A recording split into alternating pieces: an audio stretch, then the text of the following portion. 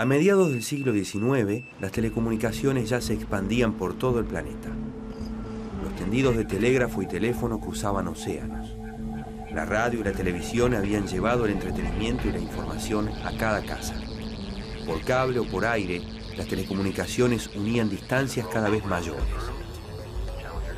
Pero a mediados del siglo XX, la humanidad ingresó en la era espacial y llegó un invento que borró definitivamente las distancias. El planeta se convertía en una aldea global. La estación terrena de Balcarce es el puerto de enlace satelital más importante de la Argentina. Entre otros servicios, sus 30 antenas canalizan señales de telefonía, internet, televisión, información meteorológica y control de satélites. El valle formado por las sierras El Volcán y La Vigilancia fue elegido por ser un pozo de silencio, donde las señales satelitales penetran sin distorsión.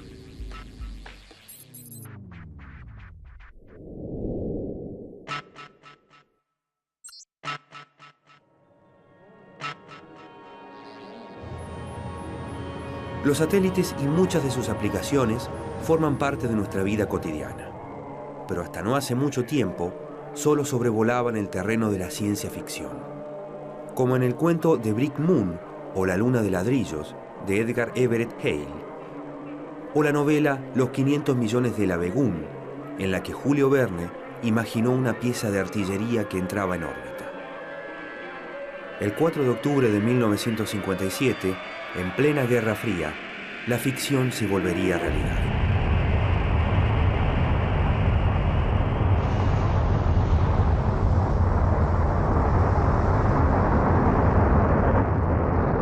La Unión Soviética lanzó el Sputnik 1, que significa compañero de viaje. Era un pequeño artefacto de aluminio con formato esférico y solo 58 kilos de peso, equipado con una batería, un termómetro y 2 transmisores de radio. Durante los 21 días que orbitó el planeta, logró transmitir información sobre densidad y temperatura de la atmósfera, radiación cósmica y meteoritos. Esto es un llamado de atención muy fuerte para los Estados Unidos, al punto que al enterarse Estados Unidos del Sputnik, al tener la noticia del Sputnik, claramente comprenden que se venía subestimando el desarrollo tecnológico y también económico y militar entonces de la Unión Soviética, y se declara el Estado norteamericano en emergencia educativa. El Sputnik fue el puntapié inicial de una competencia tecnológica y política sostenida durante décadas en la que estadounidenses y soviéticos se disputaban la hegemonía mundial, la llamada carrera espacial. En ese escenario se crea la NASA. La NASA es, digamos, la reacción en el campo financiero, presupuestario, institucional al episodio Sputnik, y ahí podemos decir que se inicia lo que nosotros conocemos como carrera espacial. Tras la derrota de Alemania en la Segunda Guerra Mundial, Estados Unidos obtuvo los servicios de Wernher von Braun, el ingeniero alemán experto en cohetería y creador del B-2, el primer misil crucero. Sergei Korolev era su contracara del lado soviético. A lo largo de la década de los 50, el liderazgo político y el liderazgo militar va a pasar justamente por la capacidad, ya sea del bloque occidental o del bloque soviético, por llegar primero, por lograr desarrollos que su contrincante no domina en el campo justamente de la tecnología. Tras el logro inicial del Sputnik, la Unión Soviética puso en órbita al primer ser vivo. A bordo del Sputnik 2, el 3 de noviembre de 1957, la perra Laika fue enviada al espacio sin posibilidades de regresar con vida. Ante el avance ruso, Estados Unidos respondió el 31 de enero de 1958 con el lanzamiento del Explorer 1, un satélite que orbitó la Tierra durante 5 meses y estudió el campo magnético terrestre. Ese mismo año, otro satélite estadounidense, el SCORE, se convirtió en el primero en reproducir comunicaciones terrestres al emitir un mensaje navideño grabado por el presidente Eisenhower. My voice is coming to you from a tunnel Esta primera experiencia dejaba en claro el interés de Estados Unidos por desarrollar satélites de comunicaciones. En 1960 lanzó el ECO 1, un enorme satélite que reflejaba señales emitidas desde la Tierra y con el que se realizaron transmisiones experimentales de teléfono, radio y televisión.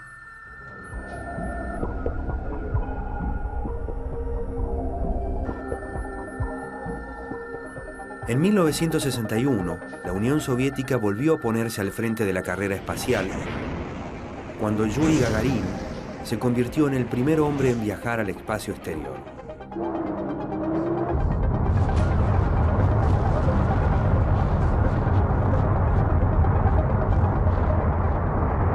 La misión del cohete Vostok 1 duró solo 108 minutos y Gagarin regresó sano y salvo a la Tierra para convertirse en una leyenda viviente.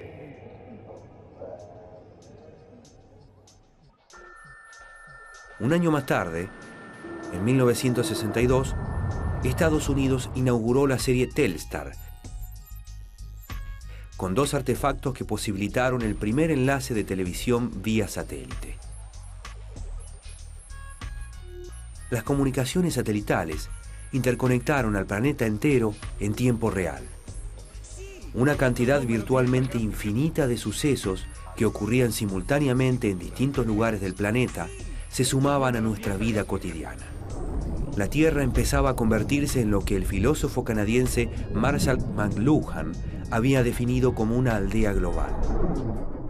Vivimos en un mundo globalizado, la globalización tiene como condición de posibilidad las telecomunicaciones, los satélites.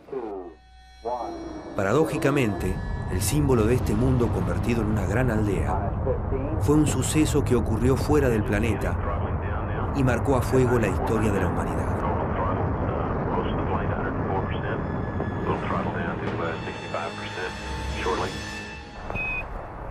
And we're getting a picture on the TV.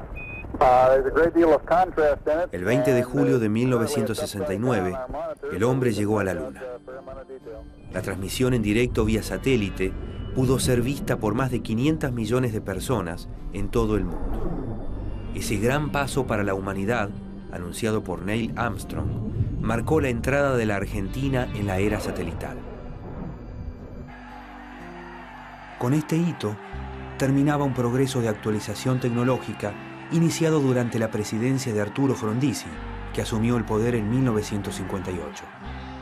Período de finales de los 50, comienzos de los 60 se lo suele caracterizar como desarrollismo en América Latina. Uno mira a Brasil y tiene los gobiernos de Getúlio Vargas y de Kubitschek como los 2 hitos del desarrollismo brasileño. Uno mira a la Argentina y tiene el gobierno de Perón y tiene el gobierno de Frondizi, en el medio un gobierno de facto que no hizo mucho. La proliferación de los satélites había obligado a la comunidad internacional a desarrollar normas para regular su operación. Así, el 20 de septiembre de 1964 nació Intelsat. En ese momento la integraban 11 entidades de distintos países.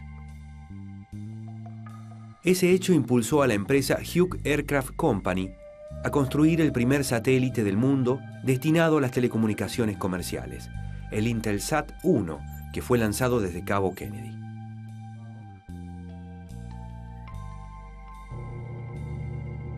Este satélite, que recibió el apodo de Early Bird o pájaro madrugador, permitió enlaces directos y casi instantáneos de telefonía, televisión y facsímil entre Europa y Norteamérica. Después de que la Argentina se uniera a Intelsat el 19 de mayo de 1965, el presidente Ilia emitió un decreto que otorgaba al Estado la explotación de los servicios de telecomunicaciones satelitales. Donde se pretende desarrollo tecnológico se necesita fortaleza institucional, se necesitan marcos regulatorios claros, legislación que marque un terreno hacia futuro, mediano, largo plazo. En la tecnología siempre hay que hablar de mediano y largo plazo. En septiembre de 1966, la Secretaría de Comunicaciones comenzó a evaluar un proyecto para la construcción de una estación terrena en nuestro país. La gestión quedó finalmente a cargo de la empresa nacional de telecomunicaciones, Entel. El alunizaje del Apolo 11, a través del satélite Intelsat 3, fue la primera señal que se recibió y se envió al país. Unos meses después, el 20 de septiembre de 1969, se llevó a cabo la inauguración oficial de la estación terrena. Al inaugurar en Balcarce, provincia de Buenos Aires, la estación terrena de comunicaciones por satélite, nuestro país se incorpora a una nueva etapa mundial de las vinculaciones humanas. Con un brillo acorde con la trascendencia del acontecimiento, se realizaron los actos a los que asistieron las más altas autoridades nacionales. Bendecidas las instalaciones por el cardenal Cayano, estas fueron inauguradas oficialmente por el general Teglia, secretario de Comunicaciones.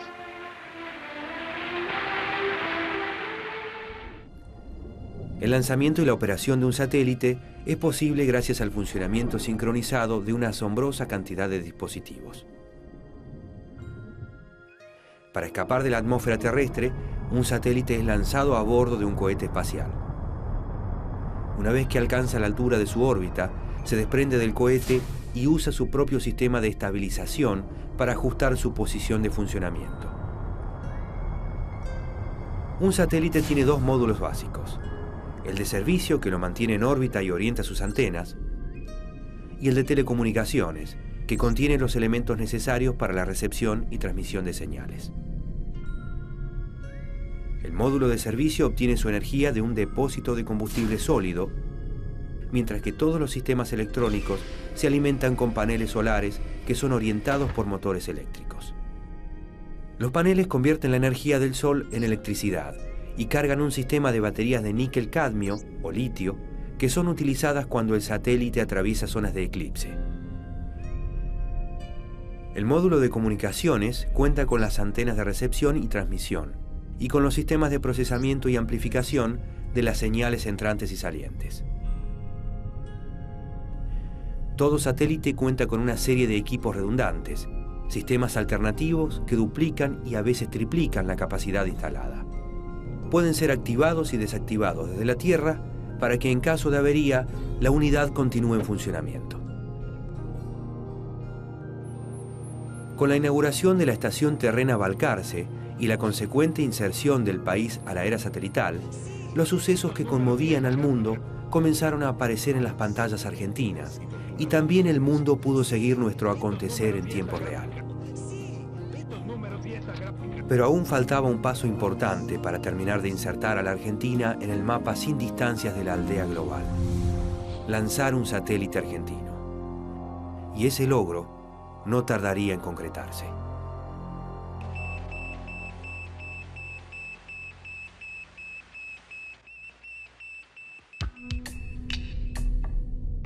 El 22 de enero de 1990 llegó un momento esperado por muchos. Nuestro país ponía en órbita su primer satélite, el LUSAT-1. El proyecto del LUSAT en realidad nace allá por el año 86 con el advenimiento de las comunicaciones digitales. Casi sin apoyo oficial, el proyecto fue el fruto del entusiasmo y el trabajo de un grupo de integrantes de la filial argentina de la Red Internacional de Radioaficionados, AMSAT. Después, con el tiempo, otros gobiernos le empezaron a dar importancia a los científicos, a los técnicos, y hoy, por suerte, ya hay otros satélites que han sido construidos y puestos en órbita, ya de Argentina, pero el primer satélite que Argentina tiene en órbita, catalogado con la nomenclatura LO-19, es el LUSAT y es argentino. La segunda experiencia satelital argentina fue el Víctor 1, desarrollado en el Centro de Investigaciones Aplicadas del Instituto Universitario Aeronáutico de Córdoba y lanzado el 29 de agosto de 1996 desde el cosmódromo Plesetsk en Rusia por el lanzador ruso Molnija. El Víctor 1 fue seguido por el satélite argentino de comunicaciones Nahuel 1A, lanzado en enero de 1997.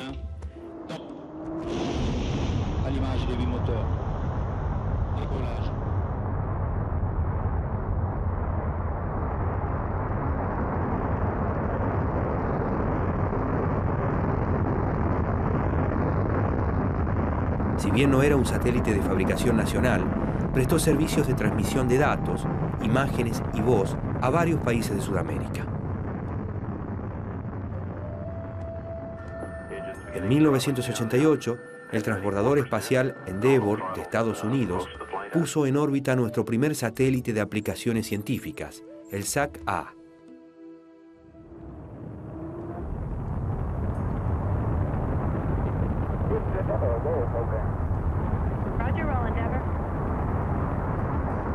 A mediados de la década del 90, la Comisión Nacional de Asuntos Espaciales, CONAE, comenzó a trabajar en la fabricación de los primeros satélites argentinos desarrollados por iniciativa estatal.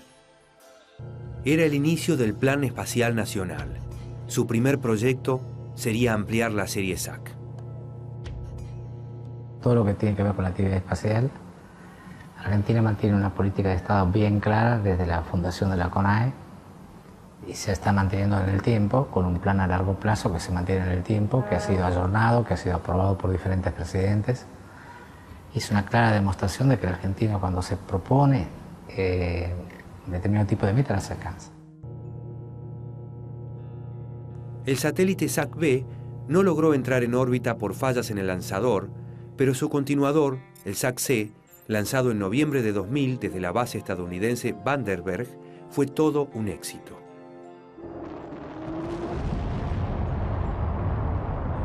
A pesar de haber sido diseñado para durar solo 4 años, aún envía imágenes de alta definición a la base cordobesa Teófilo Tabanera, que sirven para el monitoreo del ambiente y de catástrofes naturales.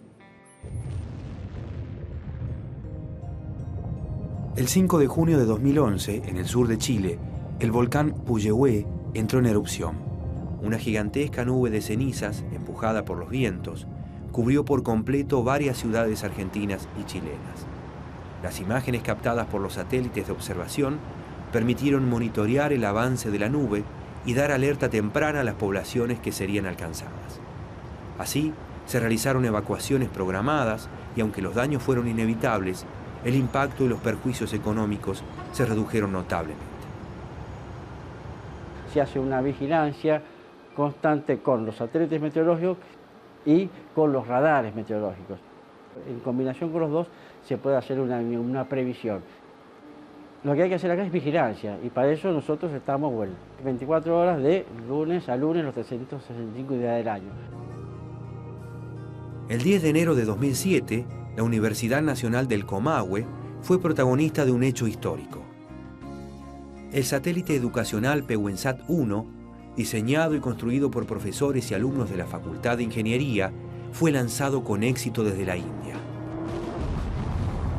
Desde aquellos primeros días de la conquista del espacio, los satélites evolucionaron para ofrecer nuevos servicios.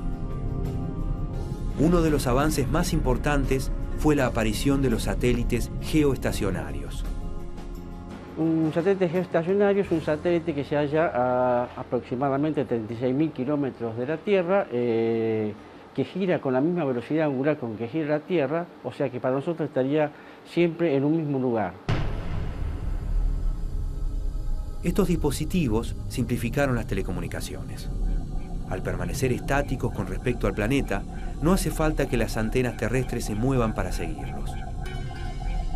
De este modo, solo 3 satélites posicionados a 120 grados entre sí pueden cubrir el planeta entero, exceptuando los 2 polos.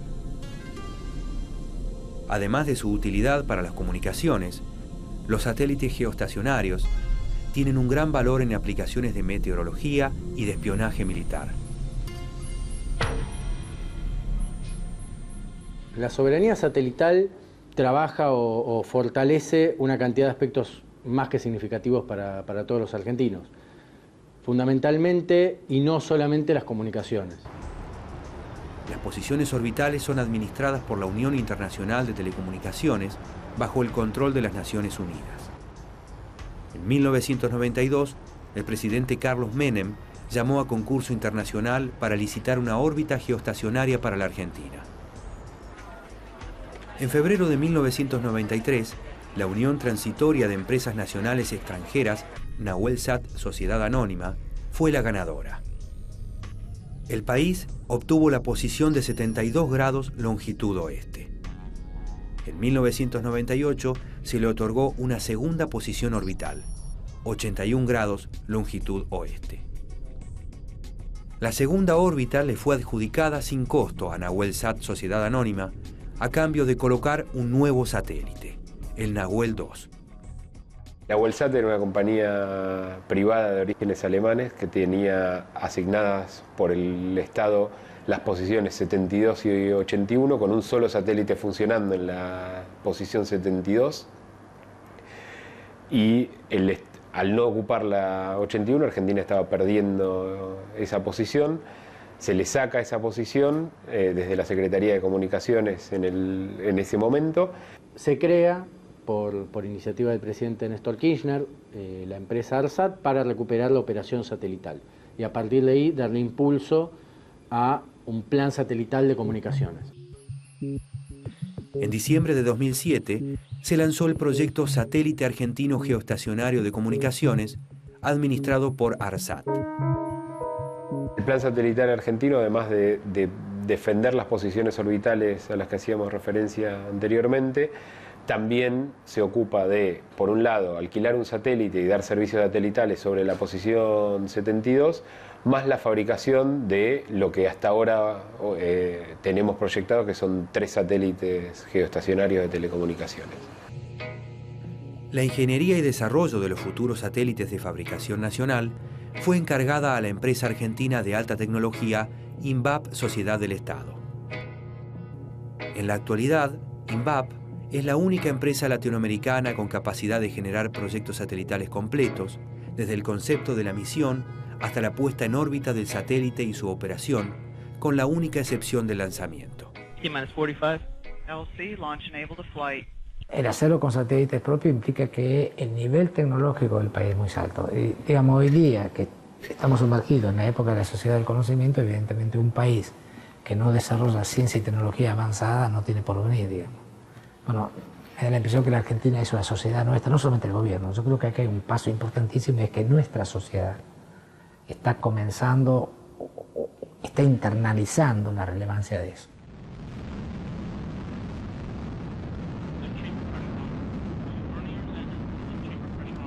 Minus 10, 9, 8, 7, 6, 5, 4, 3, 2, 1. We have ignition and liftoff of Aquarius and the SAC-D Observatory on an international mission to study Earth's salty seas. En junio del 2011 fue puesto en órbita el satélite argentino SAC-D, cuyo objetivo científico es obtener nueva información sobre el fenómeno del cambio climático mediante la medición de la salinidad de los océanos.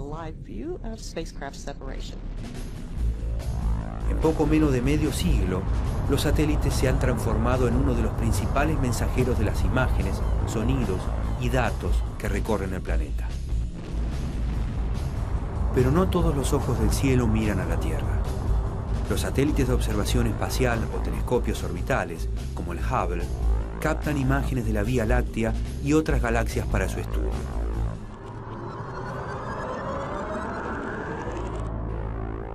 Los satélites nos dieron una nueva perspectiva del mundo y del universo que nos rodea. Abrieron la puerta a una nueva dimensión de las telecomunicaciones. Gracias a ellos podemos contemplar toda la belleza del mundo, predecir la furia de su naturaleza o desatar el horror sobre su faz. Como siempre, la tecnología está en manos de la humanidad. De nosotros depende usar los satélites para la destrucción o como una herramienta para crear un mundo mejor.